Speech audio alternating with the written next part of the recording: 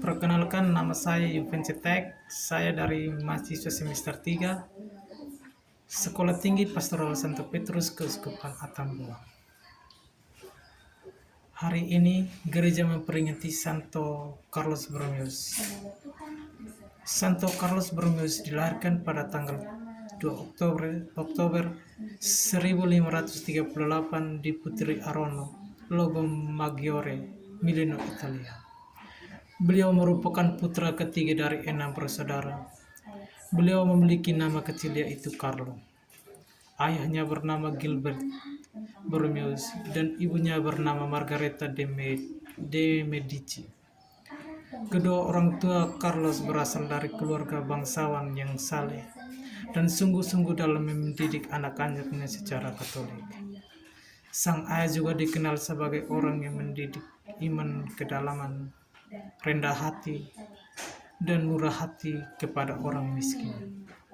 Carlos Borromeus hidup pada abad ke-14 dalam periode Renaissance yang ditandai dengan adanya kemerosotan moral, kekerasan, kekacauan, dan juga perampokan sebagai akibat dari banyaknya pengangguran.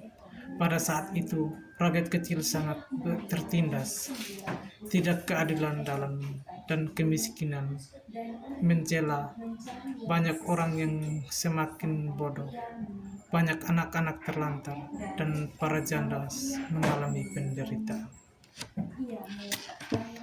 Pada usia 21 tahun, di tahun 1559, Carlos Borromeus mendapatkan gelar dari bidang hukum sipil dan juga doktor di bidang hukum gereja. Carlos Borromeus memiliki kekuatan kehendak, daya berpikir yang hebat, sifat yang jujur, pandangan yang selalu tajam dan jernih, tetap dalam keputusan, teguh, dan mantap dalam melaksanakan niatnya, serta akrab dengan buku-buku yang berbobot dan berkualitas.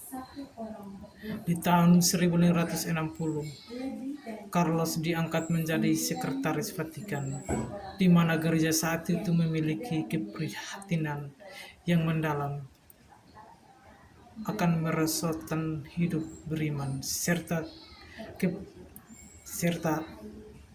perpecahan dalam tubuh gereja karena perkembangannya Protestantisme.